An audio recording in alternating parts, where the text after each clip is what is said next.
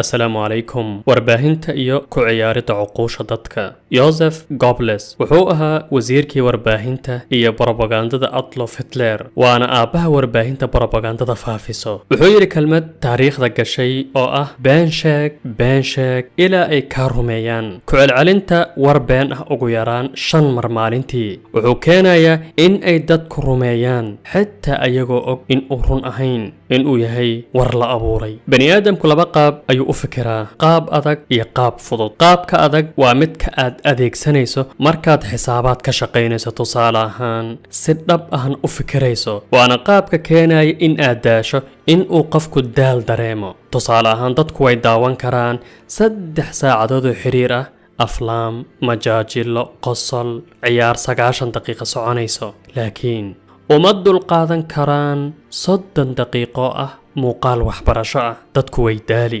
qaabka fudud haddaan u imaano waa midka aad adeegsanayso marka TV hor fadhido in aadan bixinaynin dadaal dheeraad ah si aad u fahanto waxa uu TV-gu ku leeyahay taasoo ah in ay sahal ku galaan waxa uu rabo in uu wariyaas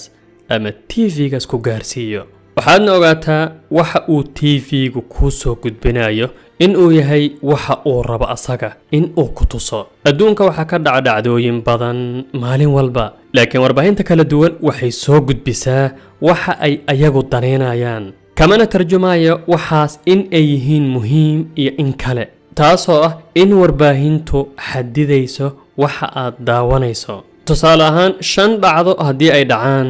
warbaahintu kii ay u arkaan in uu maslaxadooda la socdo ayay soo gudbiyaan adigoo u malaynayo in uu yahay qodobka ugu muhiimsan dhacdooyinka adduunka warbaahintu waxay samaysaa erey bixin ay ayagu rabaan la jaan qaadayana ujeedkooda maalin dhow yar aan saaxiibanahay ayaa Facebook ku soo qoray waxaan u safrayaa jigjigo deegaanka Soomaalida Itoobiya waa kelmadda uu adeegsaday waxaan isweydiiyay ereygan uu wiilku adeegsaday xaguu ka imaaday ma mid si qaanuuni ahaan ah loo diiwaan geliyaa oo la isku raacay mise waa mid uu warbaahinta ka maqlay markaan ku baraarujiyeyna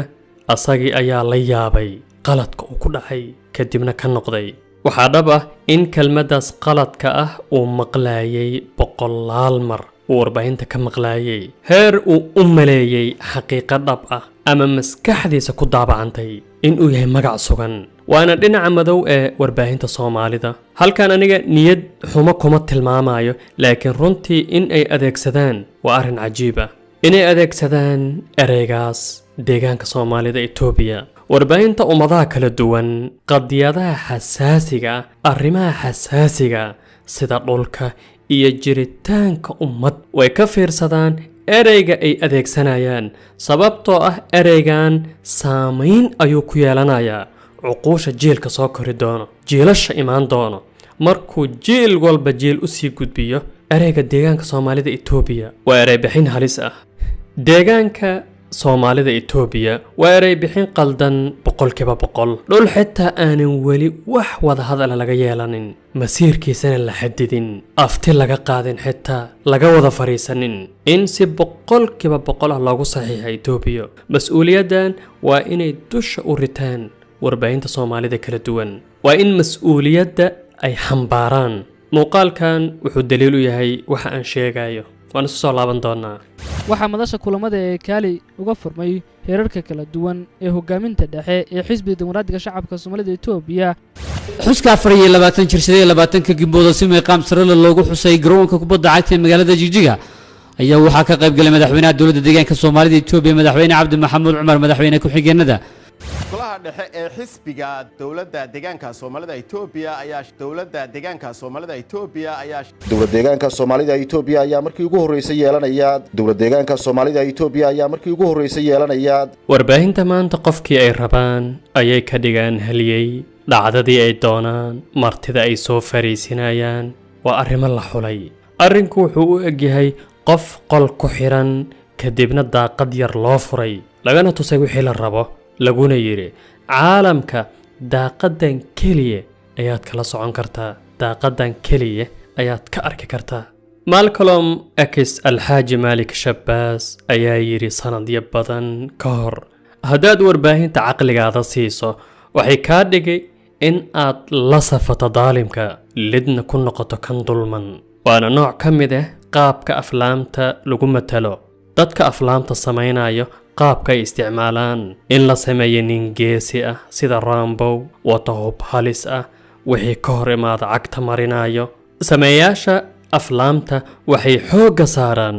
muujinta atooraha jilaaga ee wax laynayo heer uu qofka filimka daawanayo la safto caatifo ahaan rambow iyo ninkaas wax dilaayo ninkaas tuulooyinka gubaayo wax laynayo inuu qofkan caatifo ahaan la safto oo haddii ay wax ku dhacaan oo kale uu ka murugoodo waxaa lagu muujin in uu yahay dhinaca saxda ah dhinaca khayrka la dagaalamayana dhinaca sharta ah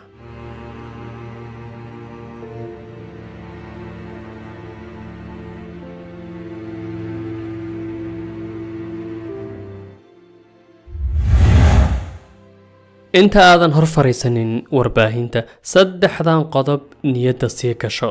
adigoo saddexdan qodob ay maskaxdaada ku jiraan waa inaad fiirsanayso warbaahinta kala duwan qodobka koobaad warbaahintu waa howl ganacsi dhammaan kumanaankaas tv ee caalamka wax baahinayo ma jira mid loo furay faafinta xorriyad iyo u faa'iidaynta dadka bani'aadamka ma jira tv samafal loo furay waxaa loo furay ujeed ganacsi iyo ujeedooyin kala duwan noocay ahaadaanba ma jiro aalad warbaahin aanan lahayn ujeed qodobka labaad ma jiro warbaahin dhexdhexaad ah haddaad raadinayso warbaahin dhexdhexaad ah oo aanan dhinacna u janjeerin gurigaada ha soo dhaafin sababtoo ah ma helaysid hana isku dayin helinta warbaahin dhexdhexaad ah aalad kastoo warbaahin waxay leedahay ujeed loo unkay qodobka niyadda gasho aljaziiraan dhexdhexaad ahayn cnn baan dhexdhexaad ahayn bbc baan dhexdhexaad ahayn kanaalada soomaalidaana dhexdhexaad ahayn idaacadaha aalad kasta waxaa loo furtay ujeed gooni ah markaad daawanayso inaad qodobkan og tahay taas waxay kaa saacidaysaa in aad ogaan karto waxaad daawanayso waxay yihiin in aad kala meeri karto ee aadan si boqolkiiba boqolo u qaadanin warbaahintu waxa ay sheegayso qodobka saddexaad maalgeliyaha aaladahaas warbaahin ma danaynayo waxa ku anfacayo wuxuu danaynayaa saacadaha ugu badan ee aad hor fadhin karto aaladiisa warbaahin taasoo ah in uu maskaxdiisa majuujinayo si uu u helo wax ku soo jiidanayo ma aha wax ku anfacayo waa wax lahwi ah oo kaa dhigayo in aad hor fadhido tv-giisa in aad waqtiga ugu badan ku bixiso waxa ugu muhiimsan asaga waa waqtigaada iyo intibaahaada soo jeedkaada in uu ku soo jiito warbaahinta maanta waxay soo saartaa jiil lugaha madaxa uga yaalaan madaxana lugaha uga yaalaan jiil aanan aqoonin waxa uu yahay iyo meesha uu u socdo jiil cid kale hoggaanka u hayso jiil aanan laga sugaynin inay ummad wax u faa'iideeyaan inay ummad fikir ku soo kordhiyaan waana mas'uuliyad na saaran dhammaanteen in aan ognahay waxa aan fiirsanayno iyo jiilka naga yar carruurteenna waxa ay daawanayaan waxa ay fiirsanayaan ama aan annaga gacanta ku hayno goorta aan iska xirayno iska joojinayno waxa aan daawanayno aan leenahay wacyi guud in aanan u qaadanin xaqiiqo sugan waxa ay warbaahintu faafinayso in qodob ama war ama dhacdo ama faaqidaad markaad aalad warbaahin ka maqasho aadan u qaadanin xaqiiqo sugan boqolkiiba boqol ah in aad kala meeri karto waxaan waxa ay yihiin